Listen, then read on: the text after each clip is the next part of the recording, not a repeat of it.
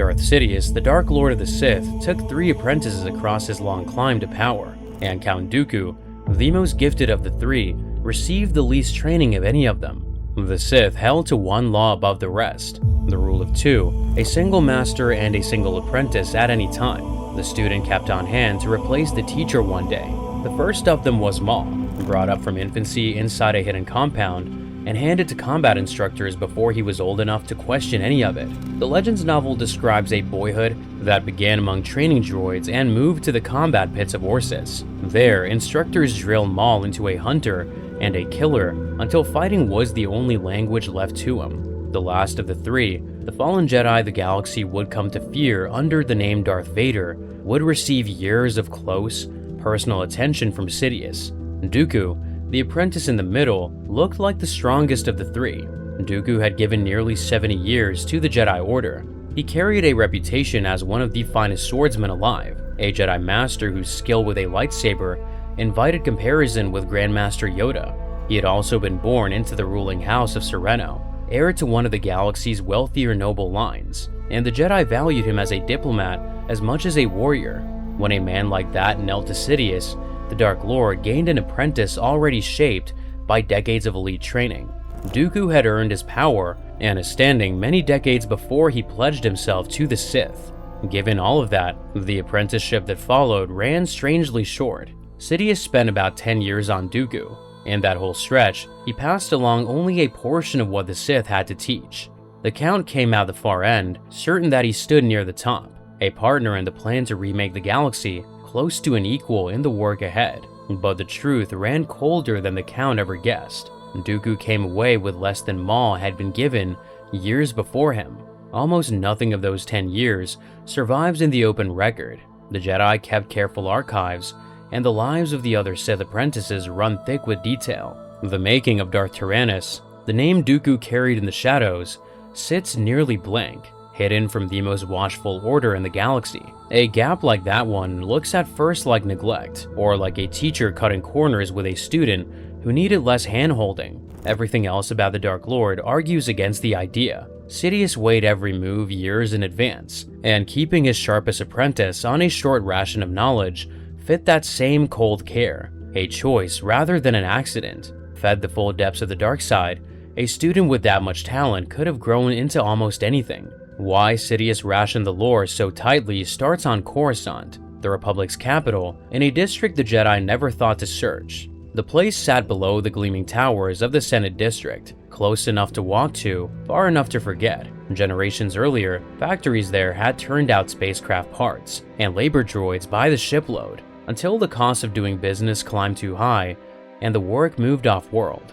What the companies left behind rotted in place. The Legends novels describe kilometer after kilometer of flat-roof plants, dead cranes, and rusting rail tracks, a district of vacant corporate buildings that the locals call the Works. Fugitives crawled into it, looking for a hole to vanish in. Crime crews used the empty ground as a dumping place for bodies, so many of them that the rumor went around treating the whole sector as a graveyard. Dooku loved it there. The grime and the ruins sat at the opposite end of everything his polished home world stood for, and the Works became the ground where Dooku took the name Darth Tyrannus. One building drew him in particular, a columnar tower, round at the top, braced by angle buttresses, rising out of the dead center of the district. Sidious had made the structure strong in the dark side, and the same tower had trained Maul before Dooku ever set foot in it. No account names who trained there before Maul. For the 10 years before the war broke open, the galaxy believed Count Dooku was off courting disenchanted worlds to his separatist cause, the growing movement of systems pulling away from the Republic. He spent long stretches of that decade inside the Works instead, coming and going as the work demanded. The cover held even after the fighting started. The bug-like Geonosians, the species that built his war machines, had engineered shielding into his personal craft, a sleek sailing ship that let him slip down through the traffic of the capital without tripping a single sensor. He landed in the tower's docking bay, walked the stiffness of that long flight out of his legs, and made no effort to disguise the silver hair and sharp beard that gave him the look of a stage magician. The choice of ground was its own piece of cunning. Sidious never had to leave the planet to teach. Beneath the tower ran a network of tunnels connected to the sub-basement of the very building where Palpatine, the kindly Supreme Chancellor the Senate trusted, kept his private residence. The Dark Lord could shed the Chancellor's robes, walk the dark passages to his apprentice, and return to public life with no trace of the trip for anyone to question. The hunt for a hidden Sith never turned towards Coruscant, the Republic's own heart, because no one imagined the enemy would train there. Inside that tower, Dooku practiced the dark arts and sharpened what he already was. Mastering evil, Grandmaster Yoda would have called it, and the Count knew it. He had come to see the Jedi as the ones who had gotten the Force wrong, who had taught the galaxy to equate the dark side with evil, when the truth, as he framed it, was a question of balance. If keeping that balance asked for the dark side to sit on top for a while, then so be it. He believed it fully, and he had a master at hand who could have taught him the deepest dark side arts the Sith had ever recorded. A normal apprentice would have needed years of correction before any of the real lessons could begin. Sidious skipped all of it. The Legends novels are direct about why. He never had to waste hours on lightsaber technique with Dooku, never had to break the habits a lifetime in the Jedi Temple leaves in a man, because the Count had stripped those habits away himself, years before Sidious ever taught him. What Sidious gave instead was a fast course in reaching the raw power of the dark side, and Dooku found even a taste of it intoxicating. The taste settled the question for him. He came to see his whole life as a long approach to this one teacher, and leaving the Order as the only honest end to it.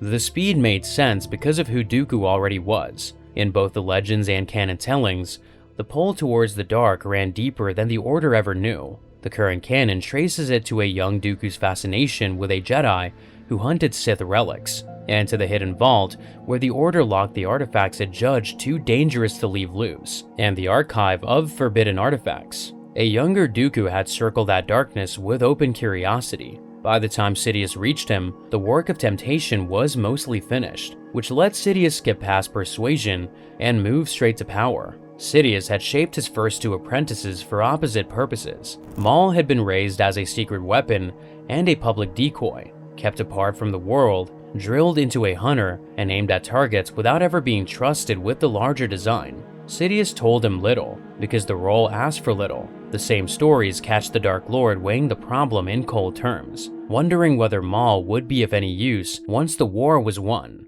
asking whether a creature shaped only for killing could ever be eased into public life. Dooku stood at the far end of that scale. He could walk into a Senate chamber or a Count's drawing room and belong there, and Sidious meant to use that polish in the open as the face of a galactic movement. Where Maul received a fighter's narrow making, Dooku received a confidant's, brought into the plan. One apprentice was built to kill and vanish, the other to lead in plain sight. Skipping the basics is easy to explain, but it does not begin to cover why. Across 10 full years of access, Sidious kept the deepest dark side secrets locked away from the most capable apprentice he had ever taken. A mind as sharp as Dooku's could not be handled with lies.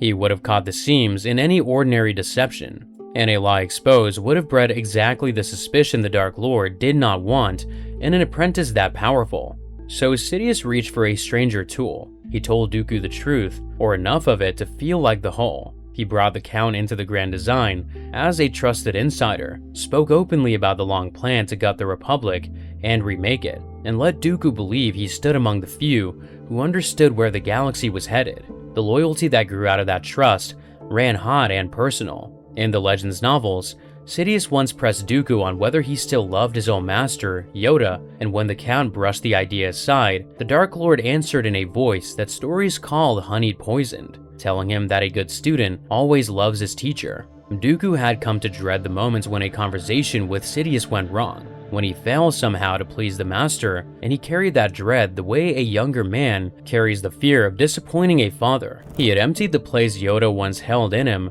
and set Sidious there instead. The ground for that devotion had been laid years before, in a wound the Jedi gave him and never healed. The Legends account points to a massacre on a frozen world, a fight the Council sent its knights into on bad information, where the Jedi died and an innocent people were slaughtered, and Dooku came away blaming the Order for both. Dooku grew more bitter every year after. By the time Sidious offered him a different way to see the galaxy, the Count was ready to hear that the Jedi had failed, not by accident, but by design, too shackled by mercy to do what justice required. Dooku took the idea and built on it, telling himself that order imposed by a single hand could save a galaxy that the Republic was letting rot. From the inside, Dooku did not feel his ideals curdling. He felt them sharpening into something he could finally act on. Underneath the warmth, though, the relationship held a coldness Dooku never seems to have measured. Sidious gave him candor about the plan and almost nothing about the man. Across the years of their work, the Dark Lord offered little of his own past and even less about his dead master, the teacher who had come before. The one-sidedness looks deliberate. A master who wanted true partnership would have let some of himself through, and Sidious let none, which means the intimacy Dooku prized was given on purpose and never more than Sidious allowed. The wall was not an oversight. What lay behind it was the thing Dooku never let himself see, and it sat at the center of everything Sidious had built around him. The answer starts with what Dooku was worth to Sidious. The Legends novel Catch the Dark Lord, turning the Count over in his mind years before the apprenticeship, weighing not Dooku's loyalty, but the damage his defection could do. A Jedi Master walking away from the Order would throw the whole institution into panic, because if one of their finest could leave, 10 or 20 more might follow, and the hollowness at the center of the Order would show for anyone to see. Dooku was a weapon aimed at the Jedi long before he became a teacher's prize. The master who came before Sidious had sized up the Count the same way and drawn a careful line. Darth Plagueis, the master who trained Sidious, once eyed Dooku as a kind of insurance against bad fortune, a Jedi worth keeping in view. He pointedly refused to dangle the Count in front of his own apprentice as a threat of replacement, the way lesser Sith masters kept their students afraid. Even the idea of Dooku as a successor was something Plagueis kept to himself, useful to think about, but dangerous to say aloud. Sidious never lost sight of how much the Count could do. Near the end, Sidious would judge him as no ordinary dark warrior to be thrown at a problem, but a true Lord of the Sith, carrying danger well past the physical. A man that capable, given the full inheritance of the dark side, would not stay a servant forever. Dooku gave him every reason to worry, because he harbored a vision of his own. In the current canon, Dooku imagined a war the Separatists would win, a future where the Republic fell, and the Sith rose with him, standing at his master's side, sharing the throne he believed he had helped to build. The fantasy ran exactly counter to everything the Sith Order was, where the apprentice exists to one day take the master's place, rather than sit beside it. Sidious kept the deeper relics and older secrets for himself, and sent Dooku out to fetch artifacts he would never be allowed to study. The clearest warning did not come from Sidious. It came from Asajj Ventress, the assassin Dooku was training at his own side, who pressed him with a question he could not answer. She told the Count that his master used him only while Sidious was hemmed in by dangers, then asked what would become of him on the day he was the most dangerous being left standing. A fully armed Dooku, handed the last steps of the dark side, would stop being an instrument and turn into exactly that threat. So Sidious handled the danger the only way that kept it contained. He gave Dooku enough power to reshape a galaxy and held back everything that might have let the Count seize one, because a fully trained Dooku would have become a successor, and Sidious only ever meant to use that role, never to let anyone fill it. Dooku crossed blades with Yoda on Geonosis, the dusty world where the Clone Wars began, in the battle's final moments. Dooku had just cut his way through Obi-Wan and Anakin, wounding them both, when his old master Yoda arrived to stop him. The duel that followed went badly for Dooku. The former Padawan threw lightning, and Yoda caught it in one hand and turned it aside. Dooku came on with a flurry sharper than anything he had shown the younger Jedi minutes before, and the small master barely seemed to move, parrying each cut and drift until Dooku's arm tired. Yoda told him he still had much to learn, then told him he had fought well as a former student and pressed him backwards across the hangar floor. Dooku won nothing in that room. Cornered and losing, he reached into the Force and tore a heavy crane loose from the ceiling, dropping it towards the wounded Anakin and Obi-Wan so that Yoda had to choose between catching the wreck and holding his prisoner. The Grand Master caught the crane. Dooku ran for his ship and escaped, which was the whole of his victory, an exit bought by threatening 2 men on the ground. What Dooku carried away from Geonosis was a story he told himself, that Yoda had only believed he won, that he had left by choice to protect the war plans he carried. In his own memory, the fight became the moment he finally stood as Yoda's equal, swords drawn at last between them, a match for the master who had once towered over him. The duel showed a Grand Master in control and an apprentice fleeing. while the Count's private version turned the same minutes into a triumph he had not earned. The next time they met, the contest was not only about blades. On the rain-soaked world of Vajun, Yoda came to Dooku in person and tried to talk him back from the dark, holding out the old bond between teacher and student as a way home. Dooku heard him out and refused, then brought an orbital missile down on his own chateau and fled with his acolyte rather than take the hand Yoda offered. The grip Sidious had set in him did not loosen, even for the one man who might have freed him. Closer to home, the Count began building a power base of his own that Sidious recognized at once. He had drawn Ventress closer as his personal acolyte, training her in the dark side with the same decoy logic Sidious had used on Maul, the promise of becoming a feared hunter while the true master stayed hidden. Canon takes it further. Sidious moved against the bond directly, ordering Dooku to put Ventress down before it could harden into the master and student pair that might one day turn on him, and the Count obeyed. While Dooku circled the same enemies, the younger man at the center of the war kept rising past him.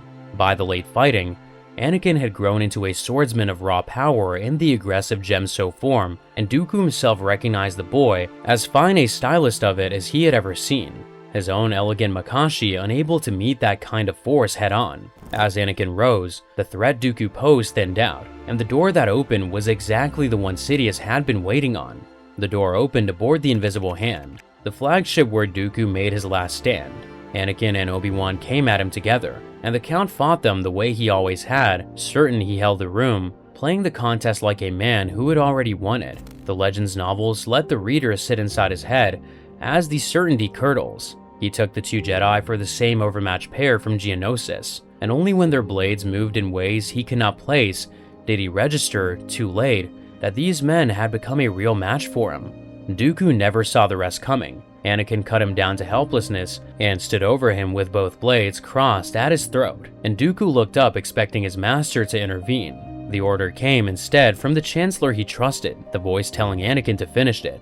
Dooku begged. He reached for the deal he believed he had earned. The immunity, the safety owed to a man who had served, and the answer that came back was that the promise held only if he had freed the Chancellor, not used him as bait against friends. The bait had never been the Jedi in that room. The bait had been Dooku. In the last seconds, the whole of it arrived at once. The Count understood that he had been deceived, not only that day, but across every year of his service, that he had never been the true apprentice, never the heir to the power of the Sith, only a tool kept sharp for a single use. The empire he had imagined commanding added up to this one purpose, his death clearing the way for the younger man kneeling over him. The future he had pictured most clearly had been the surest sign that he never understood the man he served.